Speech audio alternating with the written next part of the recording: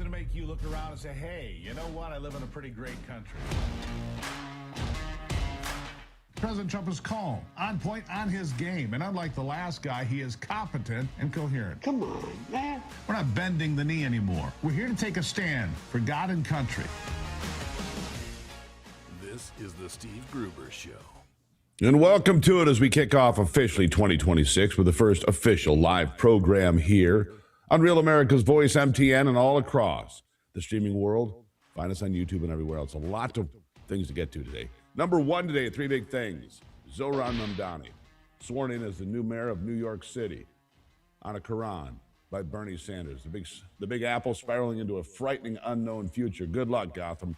Number two, Russia ringing in the new year with massive drone attacks on Ukraine. It seems Vladimir Putin has zero interest, in ending the nearly 4-year-old war. Time for even tighter sanctions on everything, I think. And number three today, fraud. Fraud is the biggest issue entering 2026. It will be the word of the year. It took the work of a 23-year-old YouTuber, Nick Shirley, to light the fuse of anger for tens of millions of Americans when they saw the truth. Shirley's ultra-viral video with over 135 million views exposing potentially billions in fraud, stealing money from Minnesota taxpayers through fake daycares, autism centers, and home health care. It's just the beginning, friends. It is just the beginning. Also, immediately similar fraud was exposed in Columbus, Ohio, Washington State, Georgia, Maine, all over the country. The truth, my friends, is this. It's been going on for decades. Decades. Minnesota's population-wise is a small state. There is no doubt big blue states like California, Illinois, New York will have systemic fraud at magnitudes far higher.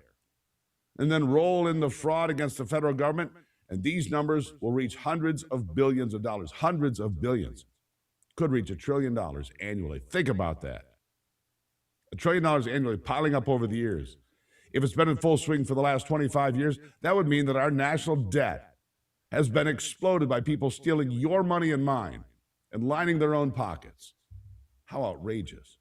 And as you know, people are mad as hell, as they should be. I mean, these people are going to work every single day. They go to work. You and I go to work to feed our families, to pay the bills, to send our kids to college, and pay taxes, maybe get a vacation once in a while.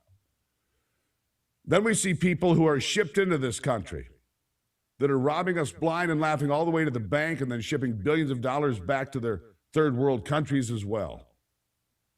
It makes people stop and wonder why. Why should I work hard? Why should I tell the truth? Why should I pay my taxes when people, many imported here in recent years, do none of that and are becoming wealthy by stealing from those of us that work every day?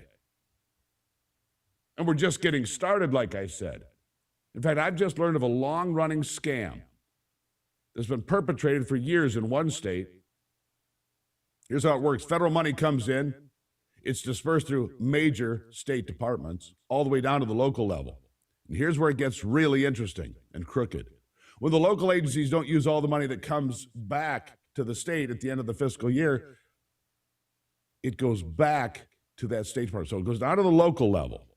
Then it's returned to the state agency because it wasn't all used at the local level. And here's the kicker. When it goes back to the state agencies from local ones, there are no longer any federal controls. In effect, the state and local governments have laundered the federal money. And absent those federal requirements or restrictions or strings attached, they can use that money for anything they want, anything at all. That's right. In the next few weeks, I'm going to systematically show you how state and local government agencies launder federal tax dollars so that when they get them back, they can do whatever they want, anything at all. And if it's happening in Minnesota, Maine, and Ohio, plus the state I'm investigating, then you can bet your last dollar it's happening everywhere, including where you live. As President Trump said, Minnesota, although outrageous, is small potatoes compared to what we are going to learn in 2026 about fraud at all levels of government in all 50 states. And we've even gotten into the massive fraud of NGOs. Haven't even gotten there yet. They commit fraud on a global scale. We're being robbed blind, and truly, it's infuriating that we, the people, and the people we have elected have known about this for years and years. Listen to President Trump. We want to take back our country. Can you imagine they stole $18 billion That's just what we're learning about. That's peanuts. In California is worse, Illinois is worse, and sadly New York is worse. A lot of other places. So we're going to get to the bottom of all of it. It was a giant scam.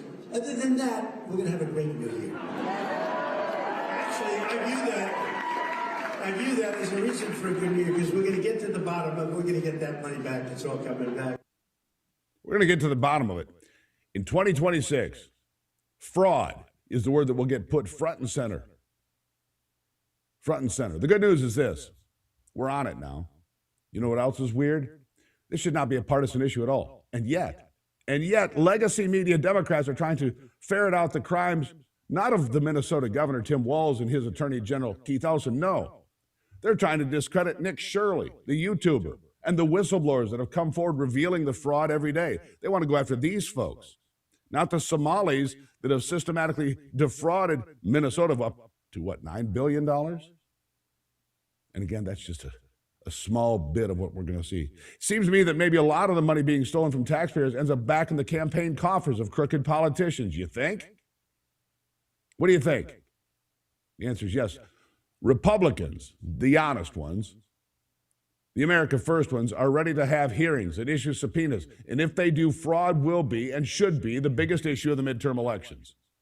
Congressman Tim Burchett is circling fraud as the biggest driver for the midterms. Listen to this. Hey everybody, Tim Burchett. A lot of people are talking about what's going on in Minneapolis, Minnesota, and all that with the fraud, and it really is awful. It's pathetic, is what it is. Might get into $1 billion, and it's just. But you look at everything going on. It's about drawing people in. And why are the Democrats not just totally raising Cain about it?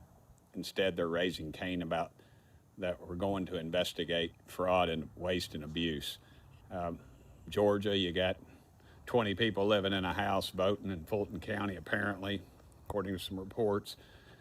And it just goes on and on and on. We got to do better. And the way we're going to do better is more people are going to have to start going to the polls, start voting some of these people out. Actually, I think the way we do better is to go into the courthouse with these people in handcuffs and putting them on trial. I mean, how much money could we save on taxes, you and I, all of us? How much money could we save on taxes if somebody, anybody, was actually paying attention to where all this money was going and not just enriching themselves, other criminals, and their own reelection efforts? Think about that. Change is coming in 2026. We may not call it Doge anymore, but we are on the trail of accountability. And again, we need to see arrests, handcuffs, subpoenas, all of it. Tim Walz, Keith Ellison, mid-level management, politicians at all levels who have defrauded the taxpayers of Minnesota, Maine, California, Michigan, the whole country, the whole damn country. It's time for accountability. The people to really be held accountable, and that means going to trial and going to jail. Welcome to 2026, my friends. It's going to be a hell of a ride. I'll be back with more.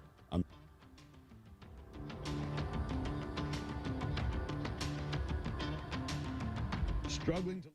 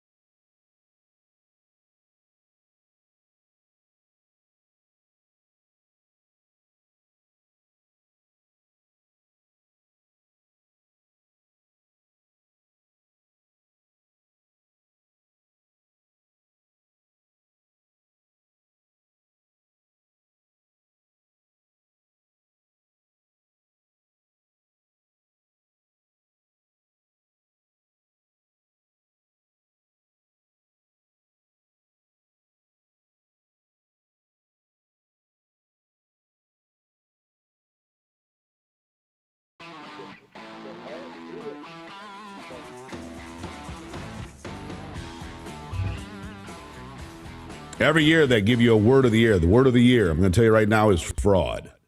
Again, this has gone on for decades. Corrupt people at the local level being shielded and protected by corrupt people that are elected. Why again? Because that money flows into their election funds, to their campaign funds. Guarantee you're going to hear that. That's going to be the gospel truth in a short period of time. And here's the trend that has erupted on social media. People are speaking out, mad as hell. But what's telling is the number of black Americans, Democrats, or now former Democrats, who have finally seen enough. And when the term for welfare recipients in Minnesota is common and well known to be Moneyappolis, Minnesota, Moneyappolis, well then, you know there's been a problem for a very, very long time. Here's another sane American calling out the left-wing media and politicians trying to say there was no fraud in Minnesota. Oh, no fraud. This is what real people actually think. Listen. I'm literally running errands and like moving boxes, and I just had to make this video because I'm looking at the gaslighting that's happening from the left-wing legacy media, where they are largely not reporting on this. And then they're sending like New York Times writers out to say the fraud might be happening. And here's some common things that we're hearing. It's right-wing propaganda. This is an attempt by the right. This is about white supremacy. This is racism. I saw a black American woman. They pushed her out there to say, hey, you know what? Don't worry about the fraud that's going on here with Somalians nationwide. We need to focus on white people. This is white people. Even Governor Walz was asked about the fraud, which, by the way, he's already on record admitting to the fraud. He's now trying to say he was aware of the fraud and he was trying to help. But then you have left-wing media at the same time saying there is no fraud, or there may be fraud, or that it's fake news, that it's propaganda. So which is it? Is Walz apologizing for the failure because of something that... Yeah. It's one after another, by the way. One after another, just like that. Here's another average American, sick and tired of it. And blaming the Democrats for allowing it to happen. Listen to this. What exactly is the point of paying taxes? What exactly is the point of my tax dollars getting taken out of my paycheck every 2 weeks, when all it's going to, it's not going to fix roads, it's not going to fix bridges, it's not going to dig tunnels, it's not going to fix drains, it's not going to fix storm drains, it's going to the pocket of some Somali illegal immigrant. And maybe a few more. Y'all did this, Democrats. Y'all did this. And I am going to work my ass off to ensure that you people never get back in power. I am sick of this shit. I am sick of this, and I'm gonna work double time to make sure that I'm gonna use my platform especially hard to make sure that y'all, to see to it that you pay for everything that you've done. Lying, thieving, communist scumbags. Pretty well covers it, doesn't it? Pretty well covers it. And that is the trend. I found it all over social media in the last few days. That is the trend emerging loudly everywhere. Anger, specifically from hard-working black Americans, mad as hell at the Somalians stealing from their paychecks. Here's one more example. Listen. But we're being called xenophobic, racist, because we are angry about it.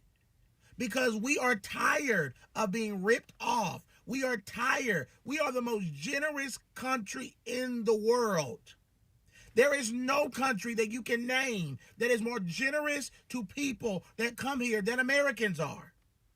And all we ask is that that our money is spent with integrity. But we are told by CNN, we are told by the Democrats that we need to just shut up and let them pillage us. Let them take what they want. And if we dare question that these immigrants are taking advantage of the system, then we're the problem. Then they start trying to whitewash us. We're white supremacists, and even though I'm black, I'm a black man saying I have a problem with being ripped off by Samoans. Mm-hmm. Remarkable, isn't it? We're going to continue to cover this story throughout this new year. And like I said, I've got a scam that I have uncovered where one government agency, in effect, launders money for the federal government, then uses it for itself. It's remarkable. You're starting 2026. You're not happy about the way you look or feel because you're overweight. You don't want the shot every day or every week. You don't want to take a daily pill of some drug you don't trust. They make $90 billion in weight loss, but let me tell you something. My Pure Health is somebody you can trust. My Pure Health. I used My Pure Health years ago. It works for real people. The process is simple. Get evaluated, get a customized protocol designed for you. Then you eat real food, take your formulas, and watch your metabolism turn back on. Men lose up to 50 pounds in 40 days, women 30 pounds. Go to GruberHealth.com right now. GruberHealth.com. Get on the track to a healthy you in 2026. GruberHealth.com. I'll be right back. Steve, you got one more minute. Oh, there I go. Well, then get on track sooner and longer. GruberHealth.com. Take the first step toward a healthier, slimmer you. That's GruberHealth.com. Real results, real food, real simple.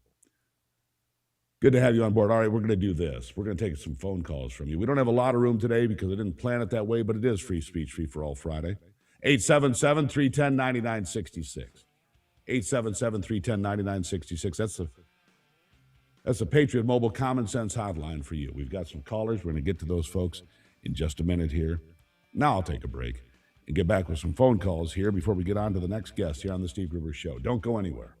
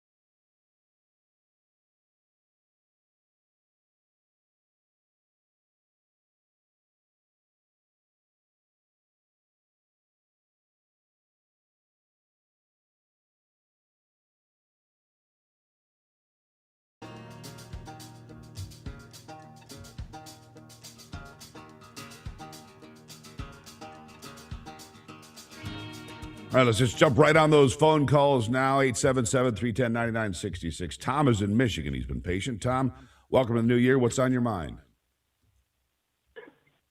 Great show. Happy New Year. And I just wanted to say I've worked all my life. I had a job at 9 years old weeding garden for a lady. But I'm retired. I'm 67. And I was at Sam's Club in Michigan here. And I could only afford 4 of the 6 things I was going to buy at the time. And in front of me was a family with a cart full of meats and steaks, and then not one of them spoke English. And were in nicer clothes than me, nicer car than me. And that's where our taxpayer money's going. You've had enough, haven't you, Tom? You've had enough. Yeah. I've had enough. I'm sure he has as well. You hear those stories all the time. Carts full of groceries, meat, food, clothes, as we're getting ripped off. Let's go to Jennifer. She's also in Michigan. Jennifer, welcome to it. Thank you, Steve. Thank you so much for taking my call. I found it necessary to purchase a new gas range because I couldn't get parts to repair my old one. because of that, I found it also necessary to put it through Synchrony Bank. Imagine my surprise when I got a letter from Synchrony Bank that said because I had the audacity to request a paper statement, I would be charged $1.99 extra a month for the privilege of paying on the loan that I got to get my range.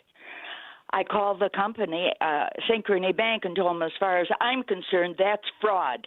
I was not informed at the time of the purchase that they would charge me to get a paper statement. What the hell is going on with these banks that they think we're made of money? Why do they have to up the cost of the purchase by $2 a month? I know it's $24 a month, but in 2 years it's $50 a month.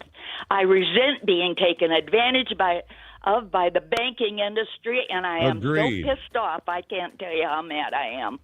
And please forgive my terminology. Jennifer, we forgive you. Happy New Year. Thank you for being here. I'll be right back.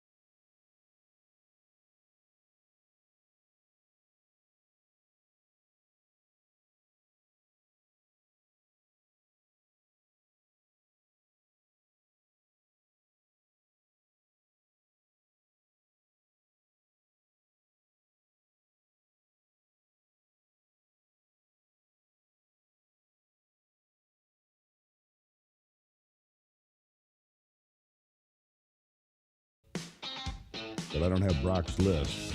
Oh, there it is. All right, back to it now. We're going to take some phone calls here.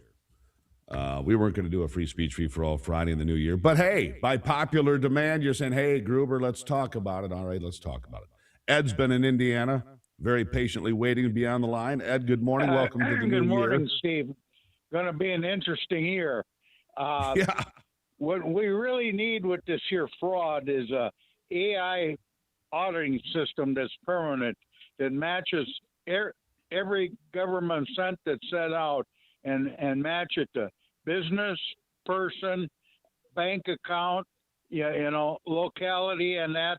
And this should be made public, that I can run my zip code in and look where the money is going in my area, and then people can figure out, if these businesses are fraudulent, and we can do a lot of the investigating for the federal government.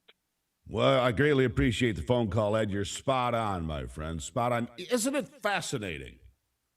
They have no idea where the money's going. I mean, we used to hear about this in the Department of Defense when they'd pay $500 for a toilet seat or $1,000 for a hammer. Those stories are old.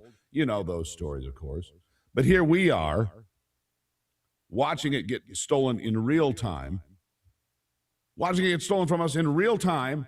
I mean, I almost thought maybe I should stop doing this. Maybe I should just hang up my microphone and move to Minneapolis and open a daycare. I mean, it's a lot easier than working every day and getting up at 4:30 in the morning to do this program. Just go in and say, hey, I've got 100 kids. Send me $2 million. Wouldn't that be a nice way to go? All right, John is in the state of New York. John, how are you today? I'm good, Steve. How are you? I'm well. What's on your mind? I'd like to talk about Hochul, the governor of New York, and, Mandami coming into office in New York City. You must be. She refuses to release any. Yes, she refuses to release any information, data to the federal government. Right? If she's not going to abide by the law, why should we, as New York State residents, have to file a state tax return? I don't disagree. It's interesting, John, because if I'm not, hold on, tell me this, because if I'm not mistaken, they're ignoring the no tax on tips, for example, right, in the state of New York. They're not going to honor that. So people that are working at the local diner, go ahead. Well, she's saying in 2027, because it's 3 elections a year, that's what she's putting on the plate. She's going to honor, for votes, no tax on tips. But not until 27. So 27, when she's running for office. That's her little carrot she's going to dangle out there for all the ignorant people in the world. I'm so sad, John, and thank you for the call, by the way. I'm sad because New York is a beautiful state. Upstate New York is fabulous. The Finger Lakes, that part of the state, I just love. You get up to northern New York, it's great. But New York City, good luck to Gotham. With Mamdani in charge, good luck. Maybe you can get some daycare set up in New York City now. Millions of dollars for you. Come into the country. Don't speak the language, don't assimilate, but hey, here's a couple $1 million from your friends in the state and federal government. Give me a break. We're going to clean this up, I guarantee you. We are going to clean this up. Fraud is the word of the year. And thank God for Nick Shirley for finally re-exposing that, all right? Re-exposing that. Hey, Steve, I got Larry here. All right, Larry, good to have you on the program here. He's an AI and digital media expert, campaign election data expert, and chairman of the Constitutional Rights PAC. Larry, thank you for being here. Look, this fraud that we're seeing in Minnesota, it's just one example. Since this happened, we've seen them come out in Columbus, Ohio, Cleveland, Ohio, state of Washington, Maine, the state of Maine, all over this country. This fraud has been perpetuated and perpetrated on the American taxpayer for years, hasn't it?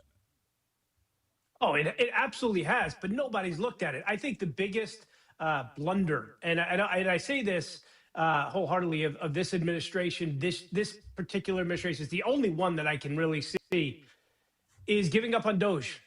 Doge kind of went away. We were all excited. We were exposing fraud. We were exposing what the Democrats were doing with our money. And we would have gotten to the Somali daycare fraud with Doge, but we've kind of given up on it. We have to be very aggressive in rooting out fraud from every aspect of the federal and state government. Agreed. Now, my understanding, Larry, and maybe I'm mistaken, but my understanding is that Doge didn't go away. It was just decentralized. The principles of Doge and Doge activities are taking place in the Department of Education, the Department of Defense, all over official Washington. Is that true or is that not true? I certainly hope so. Look, what I do know is that we were talking about it every day, and that there was a lot of pressure on these agencies to clean up, and now we're not talking about it anymore. And I hope one of the side effects of the Somali scandal, this fraud, is that we start talking about Doge, and we start expecting these agencies to come out and say, Yeah. we found this fraud, we found Well, let me $100 ask you million this, worth Larry. of fraud in this agency. What do you think about Marco Rubio saying, look, if you came here, whether it's Somalia or any place else you came from, and you came to America and you committed fraud, like we have seen exposed in Minneapolis and elsewhere now, that those people that became American citizens will be denaturalized and shipped out of here? I agree with that. Hardworking, taxpaying Americans agree with that. What do you say? 100%. Absolutely. You break the laws. You come in here, and you're given a home, and you've got to get you come in here. You take our services. You take our jobs. You take our food, and we're gracious enough to accept you as a refugee. And then you commit fraud. You're gone. Yeah, as one lady put it that I have not gotten to her yet, but I will. We invite you into our house. We give you shelter. We give you food. We give you an opportunity for the American dream, and then you steal from us. Then you steal from us. Get out. And here's the thing, Larry. If it's $9 billion in Minnesota, a fairly small state, what is it in California or Illinois or New York or Michigan or any place in America? It's going to be hundreds of billions of dollars a year. And the fact that we have no command and control over where these checks are going and who's getting paid, it's outrageous. And meanwhile, in Minnesota, we also know they give driver's licenses to anyone, which allowed anyone, whether they're a citizen or not, to go vote. That's all you needed was a picture ID from the state to go vote. That's going to be a problem across this country when it comes to voter fraud as well, right or wrong. 100%. And look, when you're an American citizen, you have to send your kid to daycare. It's expensive. It is massive, massive expense. And so, and meanwhile, these Somali frauds, who would have thought the best business of the last 5 years would have been a Somali daycare center? I think a lot of us would have signed up for millions and millions of dollars without doing any work. But the truth is that we have to get a hold of this, and we have to start having some common sense and rooting out fraud as our number one priority in the next year. If we do that, if we stay focused on this issue, the American people are going to reward the Republicans in the midterms. I completely agree. Fraud is the word of the year 2026. Mark it down. What has started will not stop, because everybody driving by a daycare today, Larry, is looking, going, what if that's legitimate? People are going to go police their own communities now. It's good news. Larry, I got to run. Thank you for being here. Greatly appreciate your input today. Hey, thanks for having me. Thank you. Look, everybody's looking now. I'm looking. You're looking too, aren't you? What about that autism center? What about that home health care plaque on the wall there? Is it legit or non-legit? We're all looking. We're all investigators now. It's on us to figure out the fraud and bring it to an end. All right, I'm going to take a break. Welcome to 2026. It's the Steve Gruber Show.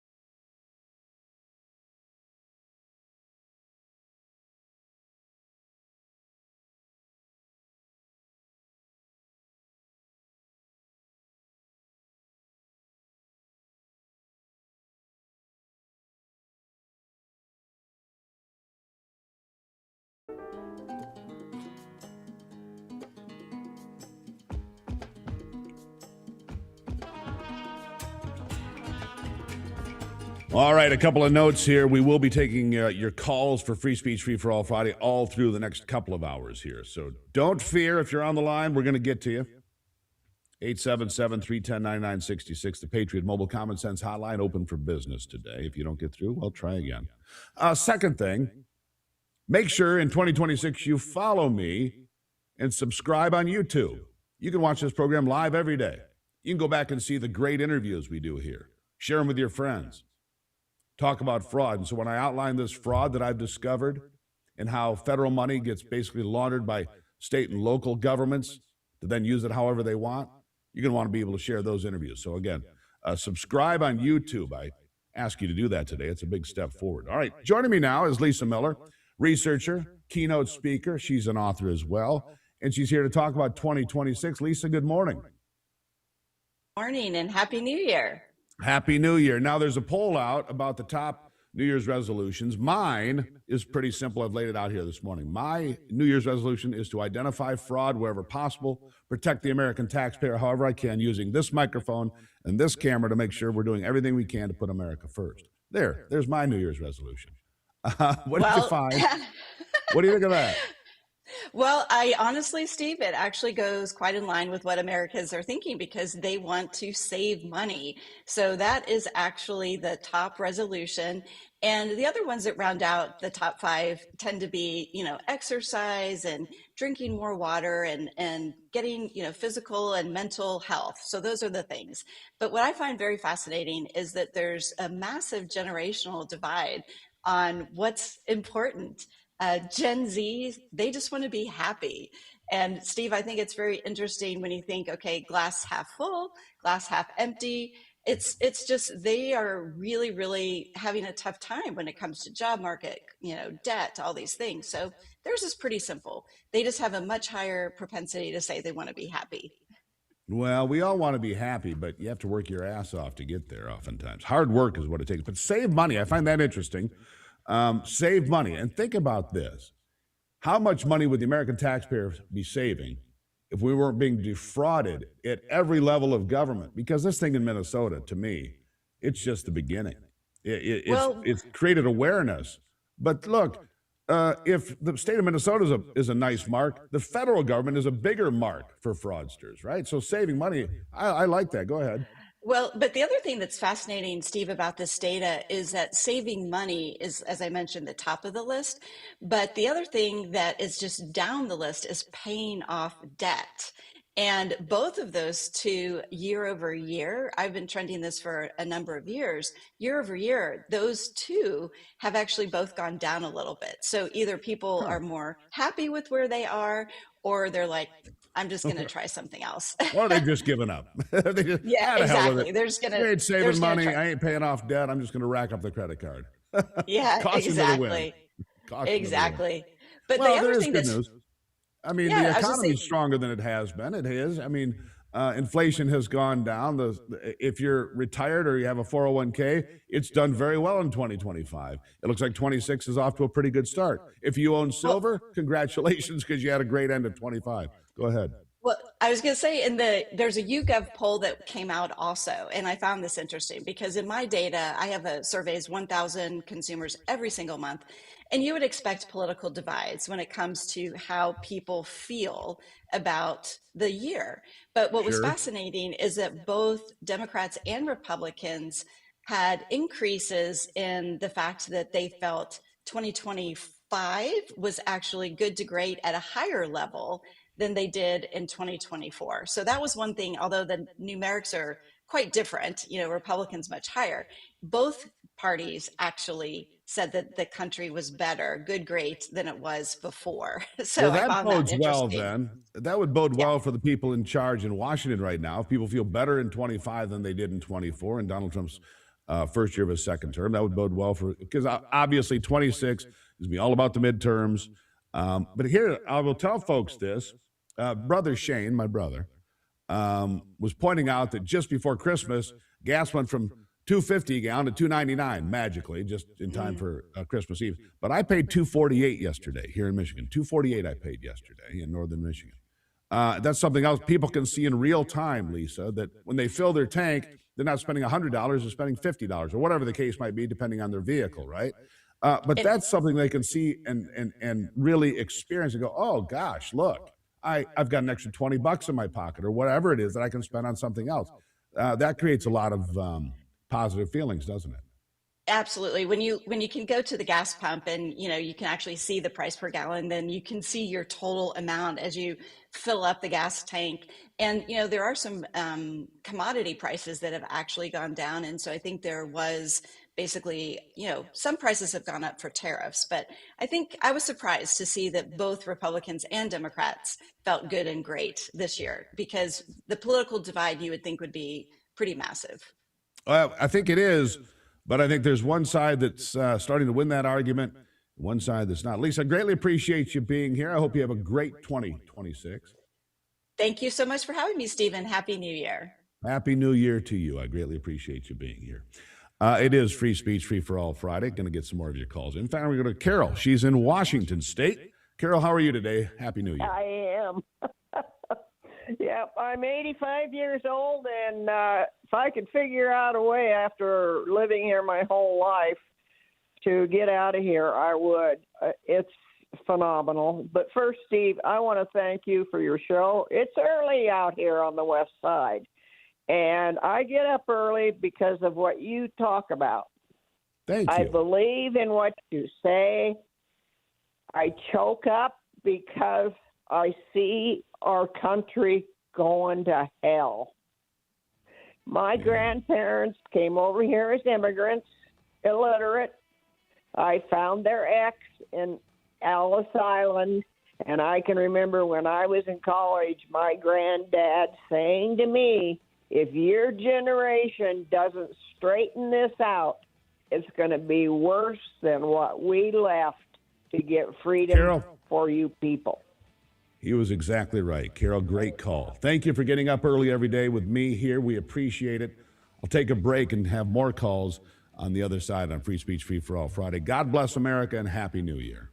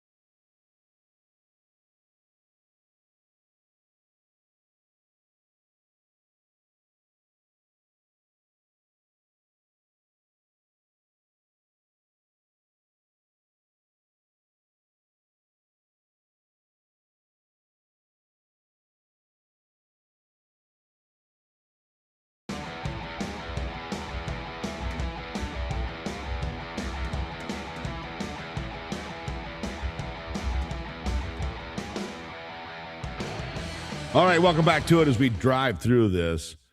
I jumped in the Getter chat there for a moment. It's cold here, 20 degrees and snowing, and no Flash. I'm not worried about being outside. This is why we won the war, Flash. We're tougher than Southerners. Keep it in mind, buddy. Keep it in mind. All right, let's go to William in St. Louis. William, how are you? I'm doing pretty good, sir. I appreciate your show. I highly respect you. I watch you every day. Thank you very much. I really appreciate it. My question is, do our congressmen and senators get paid by the federal government or by the states? If they're paid by the states, I think we would be able to hold these people more accountable. I agree. Because I'm sure a bunch of them are involved in all of this fraud, too. Oh, sure. I mean, look, how much of that money circles back around and ends up in their campaign coffers? That's the question I want to know. How many people are out there advocating for these daycares and autism centers and home health care nonsense, and then lining their own pockets because the money circulates through and they say, hey, daycare owner, make sure I get elected and this gravy train can continue. You're exactly right, William. So tell me this then. Does the state pay our representatives, or does it come out of the federal government? I'm gonna have to fact check that, but I think the paychecks come from the federal government for $174,000 for a member of Congress and $204 or something for a senator, something like that. I'm gonna fact check that, William. Thank you for the phone call. Greatly appreciate it. I got time for one more. Dave in Indiana. Dave, you got about 1 minute. Let's do it. Hey, Steve, I'm not sure I want to be a Republican anymore if they're not going to do anything about this stuff. The Democrats purple-hog everybody like see. The Republicans don't. We can't even write anybody a ticket for crying out loud. If you see your kid walk into a store and steal a candy bar and you don't do anything, you're just as guilty as he is. You know. Amen to that. You know, when are they going to do something about it? And what are we going to do? I don't know if I want to be a Republican anymore if they're just going to sit around and sit on their hands. Well, that's fair, Dave, and it's a fair criticism. Here's the deal. I've never been a member of any political party. I'm a member of the Gruber Party. Maybe I should start my own movement. It's the Gruber Party. Here's the deal. If we don't see people held accountable, and I mean in handcuffs and on trial and being convicted of this massive fraud, not just in Minnesota, but across the country, I could not disagree with you. Dave, the anger is real. All right, got to take a break. I'll be back with more Free for All Friday.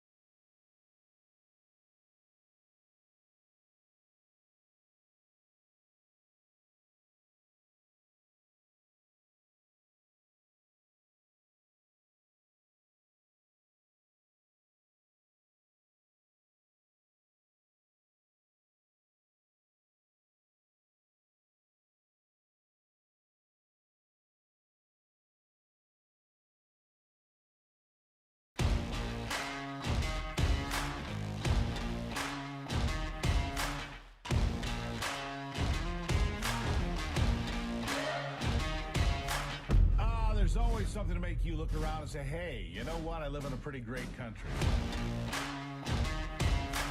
President Trump is calm, on point, on his game. And unlike the last guy, he is competent and coherent. Come on, man. We're not bending the knee anymore. We're here to take a stand for God and country. This is the Steve Gruber Show. And welcome back to it as we continue through it, fighting for you from the foxhole of freedom every single day here, putting America first. Who do you want in your foxhole in 2026? It's an important question because it could hit the fan at any moment, and you know that. Here are three big things you need to know this hour. Number one, the horrible tragedy in the Alps continues to unfold. A New Year's Eve party at a high-end resort left dozens dead after a fire. Terrible thing. Number two, the dictator in Iran is facing a storm of a different kind as the uprising there is growing bigger and stronger by the day. What will it mean? Could it mean a change? We'll see. They're at the weakest point since 1979. And number three, we must see. In fact, I am demanding to see Governor Tim Walz and Attorney General Keith Ellison of Minnesota in handcuffs, facing prosecution for allowing and promoting the multi-billion-dollar fraud in Minnesota. But it's a nationwide issue. It's not just a Somalian issue. It is an issue with our very government. We had damn well see people facing the full force of law, paying the price for stealing hundreds of billions of dollars across the country for decades. If you committed fraud, jail. If you helped them commit fraud, jail. If you're a politician that benefited from that fraud, jail. I don't care who you are. Your ass belongs in jail. And I hope the powder keg that finally slaps millions of apathetic American taxpayers to get off the couch and vote for accountability and real justice. You can't just sit there and whine if you do not vote. It's the midterms. Fraud is the word of 2026. It's time for national voter ID as well. No driver's licenses for illegal aliens. If you commit a crime, you're gone. Drive drunk, for instance. Get out, period. We have enough problems without inviting more into our country. We have enough problems on our own, all right? Let's get back to the phone lines. Free speech, free for all Friday. Jay is in the great state of Texas. Jay, Happy New Year. Welcome to it. Mr. Gruber, I want to tell you, it's seen what happens when Somalis take over. There's one industry in the little local town, and they moved in bulk. And I had students at the college I was teaching at the time, and they said, we'd always look at promotion boards at the plant we was at, and it would say Martinez, Hernandez, Johnson, Smith, all good, reputable American names. And it become Muhammad. And they always work as swarms. They're not strong by themselves. They're strong in a group. And that's just stuff I've seen here in Texas. So if your guess then, it's not making America stronger or better or putting America first. Any of this, is it? All right, then. From Texas, that's what we have. Let's go to Florida. Leslie is in Florida. Leslie, how are you today? I'm great, Steve. Happy New Year to you and the family. Thank you for everything you do. I wish you all the blessings in the world. Now that we're all awake for 113 years, ever since the Federal Reserve was established, we've been being robbed. And you know what? I'm glad everybody's awake. It's time. Yeah, you're right. Let me just say, let's look at the value. Let's look at the value of the lands of the national park system that was bought with tariffs before any of that BS was established in 1913. Let's look at an asset-backed dollar instead of an interest dollar, where people can't even pay their debt because these fools, these blood-sucking vampires up here at the Fed can't even decide to give us a half a point. Come on, people. You're being robbed. Not just by Somalis. Every 113 years, Steve. 113 years. We are the people that hold this country up. We are the people that run this country every single day. In Alaska, they get a little bit of the oil they sell when you're a native By God, every Native American, these savings account for these children that President Trump has established, that should have been done way long ago for every single natural born citizen in this country. Everything needs to come back to us. It is we the people. Happy New Year. Wake up. The house is on fire and the ashes are scattering everywhere, and it's time for everybody to see it. Steve, Happy New Year. I love you. Leslie, God bless America. That was fabulous. Look, she's not wrong. The permanent fund, she mentioned Alaska. I think the last time I looked, every man, woman, and child in Alaska, not just natives, but every man, woman, and child that's a resident of Alaska got $1,800, right? Family of 5, you get $9,000, whatever. If you're a single individual, you get $1,800. Why wouldn't there be a permanent fund for all American citizens? We have more natural resources, more gas, more oil, more coal, more timber, more fresh water, more farmland than any place on earth. How about a permanent fund for us? Not just the kids, but for everyone. Nice idea, Leslie. I want to know what kind of coffee she has. I'm going to look that up. I think it's probably $17.75. Clyde is in Mississippi. Clyde, hard act to follow, but welcome to the program. Hey, how you doing this morning, Steve? You having a good day? I'm having a good day. Yes, I am, Hello. sir. What's on your mind? Look, I had a couple of things that's on my mind. One is this upcoming election, and you know, I'm as conservative as anybody that can be, you know. But if our people don't start watching the ones that they endorse, you know, the National Rifle Association and Donald Trump both supported and endorsed the rhinos that we have in Mississippi we're having to deal with. You know, if you're gonna endorse someone, please know who you're endorsing. Amen to that. Know who you're voting for. them, You're exactly right, Clyde. Really? Do your work, And but you got to it vote. broke my heart to see them do that. Yeah, thanks for the call. Greatly And, appreciate you know, it. the other thing From is, Mississippi to Montana to Michigan to Maine, pay attention to who you're voting for, but make sure, look, some places you're going to have to live with a rhino. And I say that when I think about somebody like Susan Collins in Maine. That's the best you're going to get.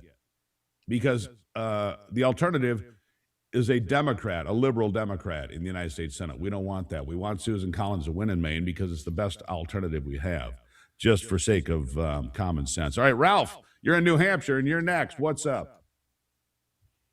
Good morning, Steve. I just want to bring up a point. I live in New Hampshire. I'm about 10 minutes from Maine, and I'm about an hour from Massachusetts. Massachusetts, if you Google it, just Google AI to ask how many child care centers there is in the state of Massachusetts, it's 4,700. The blue state of Massachusetts, there's 4,700 child care centers. I'm not talking mental institutions. I'm talking child care centers. You know, and this is what I was talking about. I'll leave it there, Ralph, because I got to hit a break here. But here's what you have to do, my friends. Ralph, Leslie, Jay, all of you. We have to be the investigators ourselves. Drive by, think about it, knock on the door, do the job, protect America. America first. I'll be right back.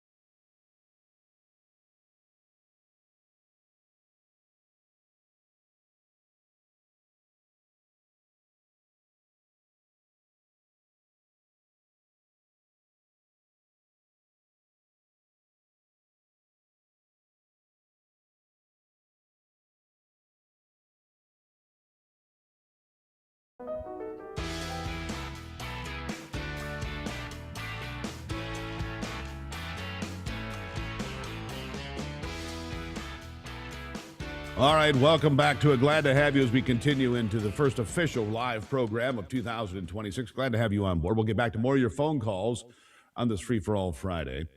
This part of the program brought to you by PuroVet. It is the Pure Clean Veterans Initiative. You can find out more at purovet.com. It's a chance for veterans to get a franchise of their own. It's a great program. If you're a veteran or know somebody who is, purovet.com. purovet.com. Find out more. Become a business owner as a vet. Join me now is Robert Chernin. He's the chairman of the Israel Appreciation Day, trying to reclaim Israel's history. Robert, thank you for being here. Steve, Happy New Year. Pleasure to be here. Glad to have you here. Listen, there has been an attitude change in America over the last few years, quite clearly, about Israel, about its role in the Middle East, about its role in its relationship with the United States. There's no question about that. A lot more criticism of Israel than I've seen in my lifetime. And you're trying to reclaim the history of Israel, a place where Christians, Muslims, Jews, Arabs, LGBTQ people live together. It's the only true democracy, if you will, or republic in the Middle East. And yet, people are screaming for a two-state solution now. There's been a change, Robert. It's undeniable, right?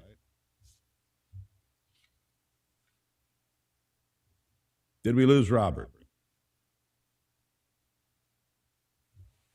And when I say the rise of anti-Semitism, I almost don't like the word anti-Semitism because that, connotates that it's just about the Jews, and it's really the Jews and the Christians that are under assault, really. But it's really about shifting from defense to offense in the information war in this country, because what do people know about Israel in this country? Most people know three things, right? It's a Jewish homeland or Jewish state.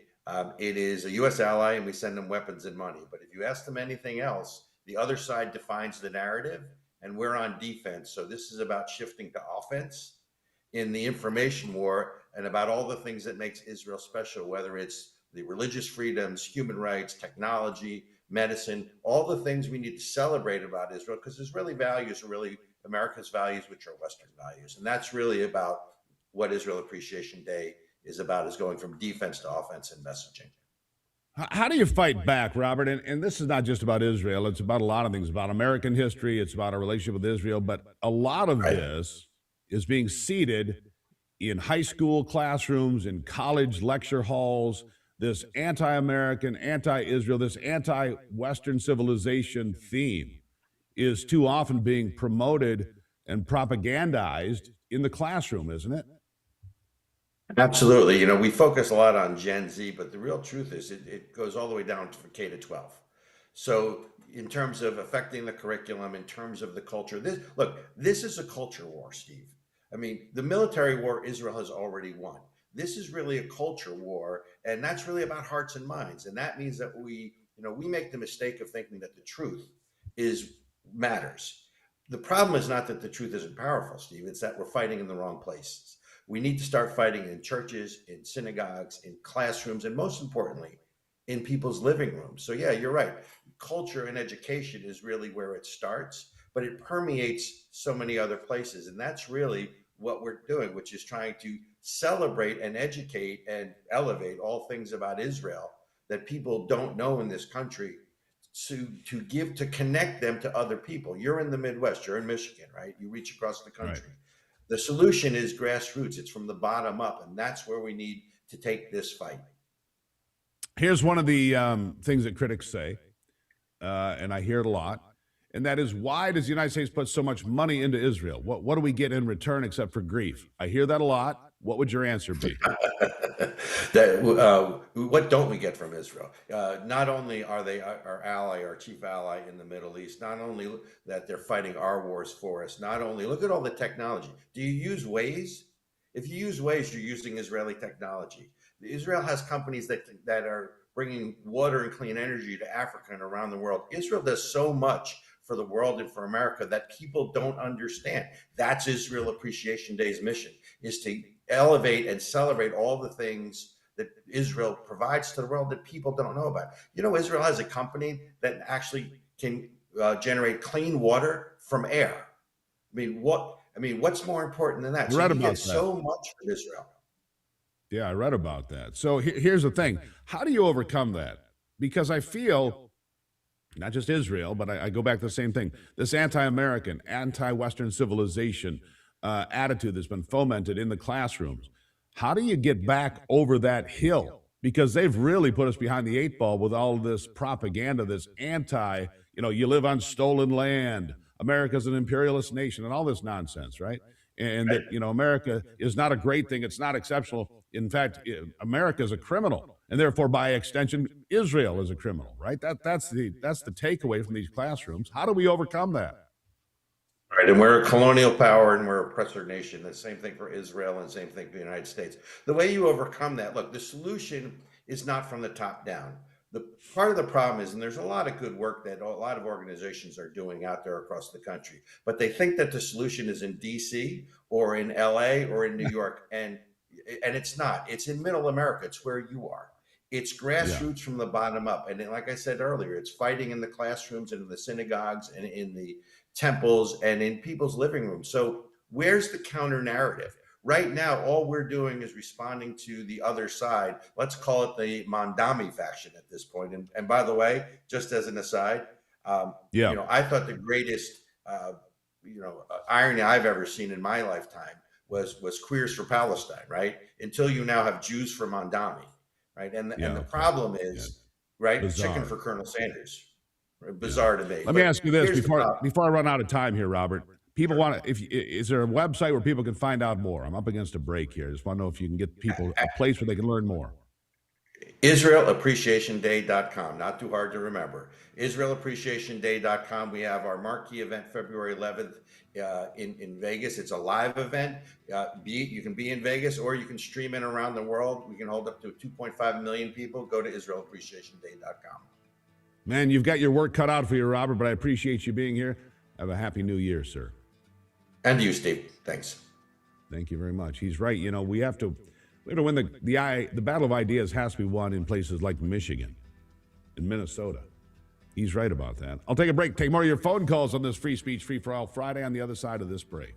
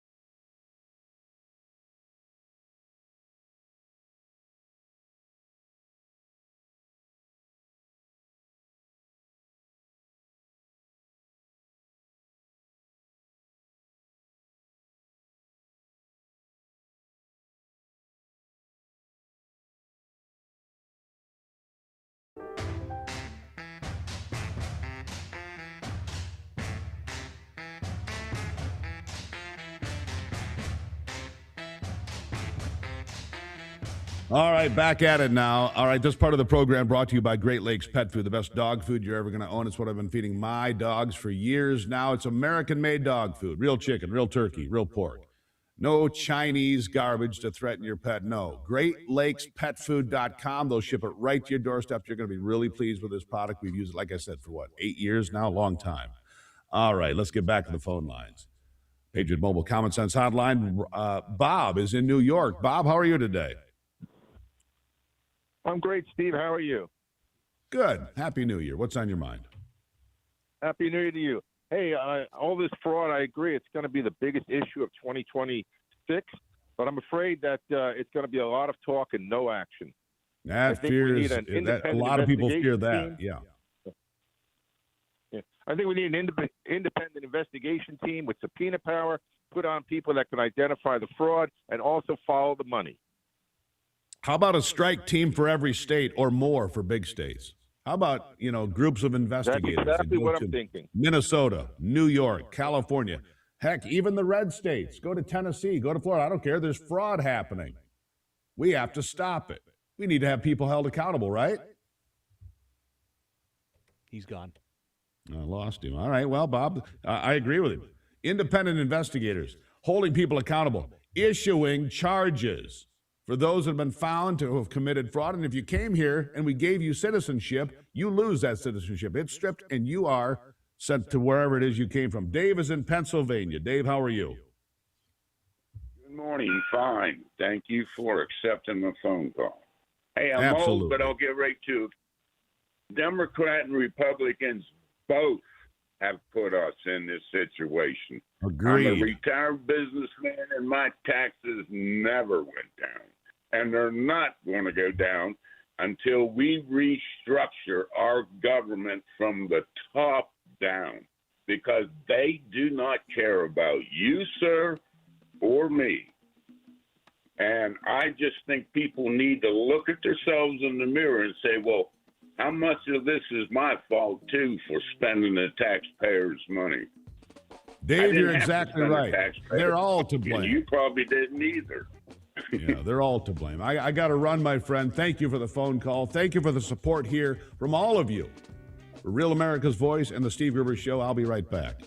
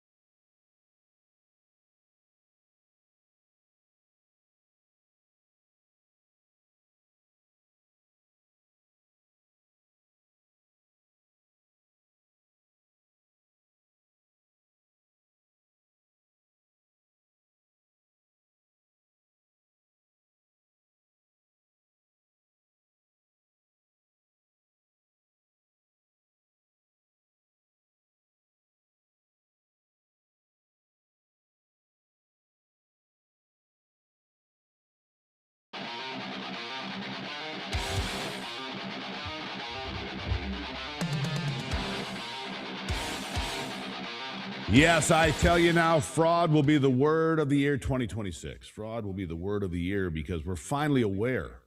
And it took a 23-year-old YouTuber to slap us across the face. My God, Nick Shirley. Well done. Well done. Way to just shake people. Last time I looked, 135 million views of his video. We're going to stay with the phone calls on the Patriot Mobile Common Sense Hotline. By the way, it's 877-310-9966. Robert is in Florida. Robert, Happy New Year. What's on your mind? Happy New Year to you, Steve. God bless. I'm a little confused why all of the media keeps saying fraud and abuse when this is classic money laundering at its best. And you know that falls under the RICO Act. And the number one crime under the RICO Act is money laundering. It is. So why won't the media say money laundering? Well, heck, the media is trying to figure out how they can blame Nick Shirley and not even expose the fraud. And money laundering is fraud, it is. But they're trying to figure out how they can discredit him, not say, hey, look, we've got a problem, because it's the Somali community in Minnesota, in Columbus, Ohio, in Cleveland, Ohio, in Lewiston, Maine, in the state of Washington. There is a common denominator. Now, is it all Somalians? No. But when you look at the indictments, the original round of indictments in Minnesota, 87 indictments, 78 were Somalians. That's not xenophobic. That's not racist. That is a fact. That is a matter of fact that these people are working together to defraud you and me, right? Well, the Money Laundering Act says the minimum sentence is 20 years. I think the minimum sentence is toss them the hell out. I mean, that's me. It just. Well, that'd be number one, to get them out of the country if they've committed a crime. But this seems to be a big money laundering operation going on, and I'm wondering about how much foreign aid money is being laundered. Oh, good Lord. See, here's the thing. We haven't even gotten into the NGOs and the global fraud and the global money laundering. And I'm going to thank you for the call. I'm going to tell you, here's a little bit of something I said at the top of the show. I have discovered a fraud in one state, and I'm going to guess if it happens in one state, it happens in other states. Federal money sent to a state agency. That state agency sends it down to local agencies that disperse the money. When that money isn't completely used, whatever's left over at the end of the fiscal year comes back to the state agency. At that point, it's free of any federal restrictions. In effect, one government agency has laundered the money of the taxpayers so they can use it any way they want. Talk about a RICO violation or fraud. This is going to be a massive story that we're going to expose in the next few days here on the program. That's why you want to stay with me. Let's go to Joe in Michigan now. Joe, how are you today? Welcome to the program. Good morning. How are you today? Happy New Year. Happy New Year. We're talking What's on about your mind? fraud today. Yes. We're talking about fraud today. I'm calling about Michigan and the wise person running the state, Whitmer, the 21-cent gas tax they just added to the state, and what is it going to cover?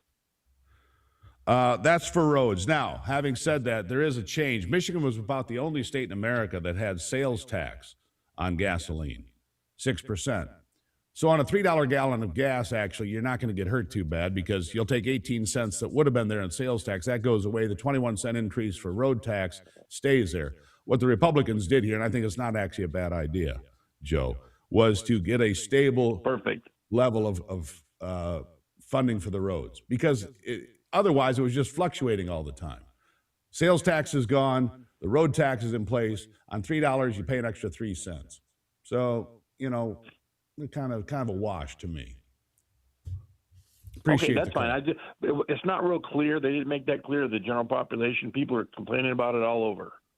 Right, but I paid $2.48 yesterday in Gaylord, Michigan. $2.48 Gaylord, Michigan. That's what I paid for gas yesterday after the increase. So I think we're going to be okay on this one. But I truly appreciate the call. And you're right, they did not explain it very well, Joe, and I hope that I did it for you. Let's go to Nebraska, talk about the heart of the country. Dan has been patiently waiting in Nebraska to get on. Dan, welcome to it.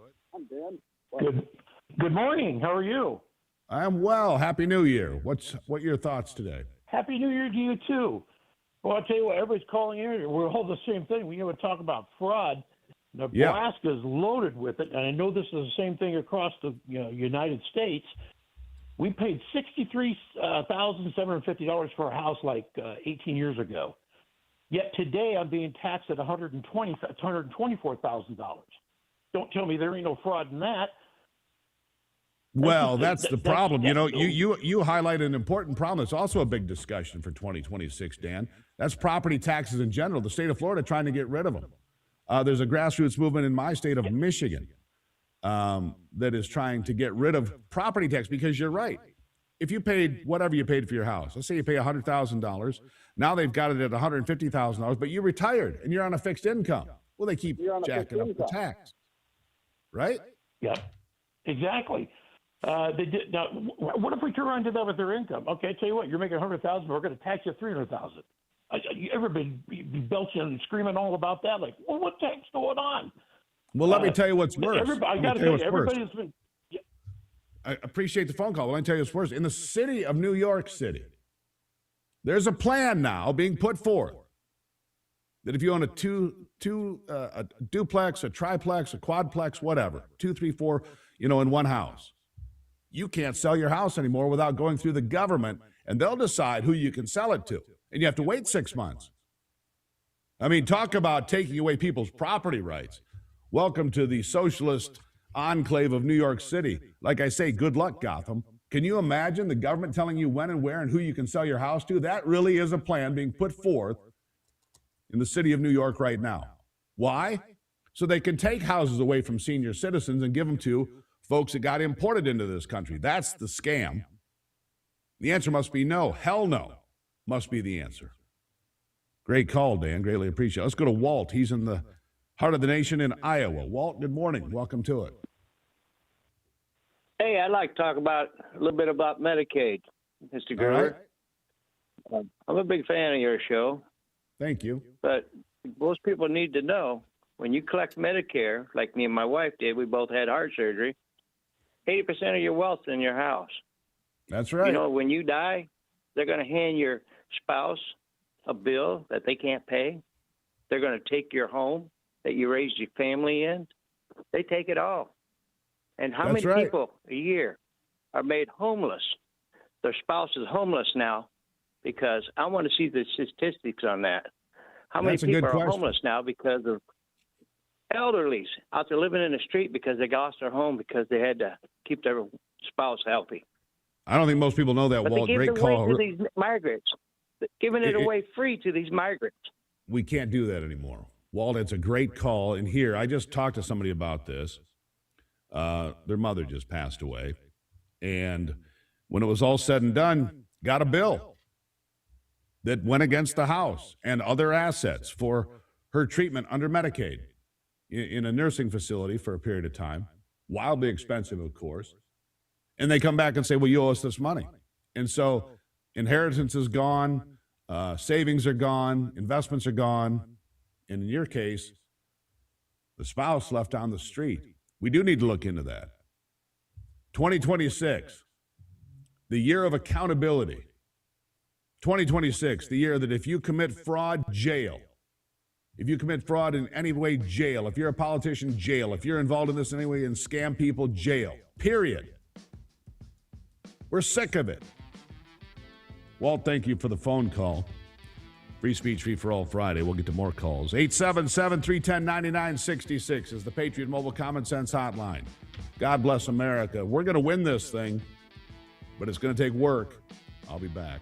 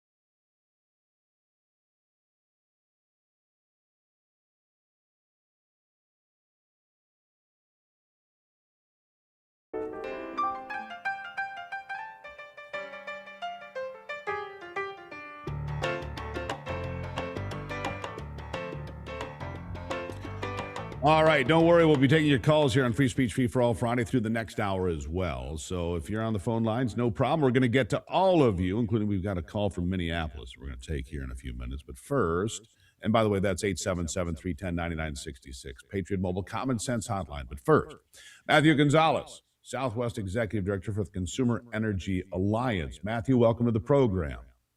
Good morning, Steve. How are you? I'm doing well. As we start 2026, it's cold where I am. About 20 degrees this morning and snowing. We've had, we're at 250% of average for snowfall in most of southern Michigan, even higher in the UP. And these are places that get cold. So affordability is one of the big words we heard at the end of 2025. So you've got some tips for folks for the winter season. You've got reports that focus on how to save your money so you don't have to make that heat or eat choice, right? This is important. Tell us about the reports. Yeah, so Consumer Energy Alliance, we released a couple of reports this year. One of them is called the Heat or Eat Report. One of them is also called the Farm to Table. But they're just focused on affordability and reliability for consumers. During the wintertime, when those energy prices go up, it affects families, especially those working families. But it also affects those seniors that live amongst us. A lot of our seniors live on fixed incomes. And so as a result, when those energy prices rise, then they're living on that fixed income. That could be the choice between them being able to afford food, being able to afford medication, or being able to afford to turn the lights on and the heater on. So it's really important that we talk about affordability and reliability in the energy policy conversations that we're having around the country. Every state is doing something slightly differently, but those are important people to think about. And as we can see, energy demand is going up crazy with things like AI and data centers. And so energy prices are going to continue to tick up, and we have to just make sure that's done in a way that's sustainable for working families. Matthew, how foolish was it, and is it still in some areas, for the pursuit of these wind turbines and solar panels? When we look, President Trump just canceled 5 major offshore wind projects in New England, right? He just canceled. And one natural gas pipeline will replace all the energy that would have been created by this boondoggle. One natural gas pipeline, according to all the reports I've read, would replace this. We have natural gas in spades in this country. From Wyoming to Michigan to New York, we've got it. Why are they so foolish? Because we've seen the price of electricity in the Northeast go through the roof in the last couple of years. And it is hurting people, real people. And that heat or eat is not some theory. It's a real question for families. Can we get back on track? Yeah, I mean, it's a difficult one because we at Consumer Energy Alliance, we're very supportive of solar and wind projects. We think that they're important. We support all of the above energy. We see the value for jobs, for opportunities. But to your point, when you talk about I think it's garbage. Power, I mean, I'm just going to tell you, Matthew, I think it's garbage. We've got natural gas, we've got oil, we've got coal. You know, buying solar panels from China and wind turbines that profit the Siemens Corporation in Germany. How does that help America? No, I agree. And I'll tell you, that is definitely a conversation we should have for a different day. What I'm saying is that we see the value in those things. They're not they don't solve everything. And when you talk about baseload power, natural gas, coal, those are the things that provide the baseload power that we need. There's no doubt about it. And so why play games? Why play games with these fantasies of wind power? 5 major offshore wind projects canceled. One natural gas pipeline fixes it. American natural gas. Why fool around with things that don't work? Well, that's right. And you're talking about natural gas that's produced under the strictest environmental standards anywhere in the world. Correct. I live in New Mexico, where we're one of the #1 natural gas producers in the country. We pride ourselves in producing some of the cleanest natural gas anywhere in the world. We can produce the cleanest energy molecule here in New Mexico. But you see states taking this kind of partisan approach. So hold on, Matthew. Hold on. So let me ask you, why would we import solar panels that are not environmentally friendly from China, who is not friendly to us politically speaking and globally? Why would we even include that in any energy mix when we've got better solutions coming from Wyoming and Texas and Oklahoma and Michigan and New York and everywhere else? Why? Yeah, if I had that answer, I'd be making a lot of money doing these conversations across the country. I think that's part of it, is that those folks of us that have the common sense that are like, why are we buying stuff from countries that don't like us, that are not friendly to us? Well, we shouldn't. When we So could be I think you producing agree it with right me. here in the United States. We could be producing it under the strict environmental standards. We could be doing it with American workers. We can produce. I mean, I get really frustrated when people say that we want solar and wind, but then they're not supportive of mining operations, because we can do all that right here in the United States. I don't want solar and wind. Talking point, right? It's really just a talking point from those kind of groups. I think it's a fool's errand. the solar and wind thing. So when you say all of the above, I think that's nice. It's fluffy. It feels good. Nonsense. We've got energy here, Matthew. So I think you just made the argument for me. We have the tightest environmental restrictions in the world. We're the cleanest, greenest, industrialized nation on the planet, period, bar none. We should use the energy that God provided for us right here in America. I'll give you the last word. Yeah, I would say this. Natural gas is super important to our economy. I would say solar and wind are important as well, and here's why. When you look around the world, then you look at places like the Navajo Nation, building a pipeline to some of those communities is very difficult. So solar and wind may be their only option. And Why it's is it important to think difficult? about that. Well, just because of the cost and the labor and the cost it would be to get to some of these more rural areas, and then the regulatory structures. They don't allow for these pipelines. They don't allow for these pipelines to be built to communities that really need them, unfortunately. So there's definitely Well, rules there's and your regulations that problem. change. Yes. Regulation. It's not that wind is a better answer or solar is a better answer. It's regulations that we need to clean up in this country. Anyhow, I have to leave it there, Matt. 1,000%. You made my argument for me. Thank you for being here. I greatly appreciate it. Thanks. Take care. Thank you very much. No, I'm dead set against nonsense like wind and solar when they don't work. That's where I am. Prove me wrong. Go ahead, prove me wrong. Let's see. A lot of people today are eating less, and that makes nutrition more important than ever. Longevity Wellness helps fill the gaps with a simple daily shake packed with protein, collagen, omega-3s, probiotics, and colostrum. It's supplemental nutrition designed to support muscle, gut health, brain function, and immunity. You want to learn more about this great product that we've been using in the Gruber household for a few months now? Go to longevitywellness.co. Longevitywellness.co. Use the promo code Gruber. You'll save money. Longevitywellness.co. If you're on one of those big weight loss deals, you don't want to lose bone and muscle, this is the product you want. If you're older and you want to make sure you're getting the right nutrition, this is the product you want. If you're young and going and playing sports, this is the product you want. Longevitywellness.co. Promo code Gruber. I'll be right back.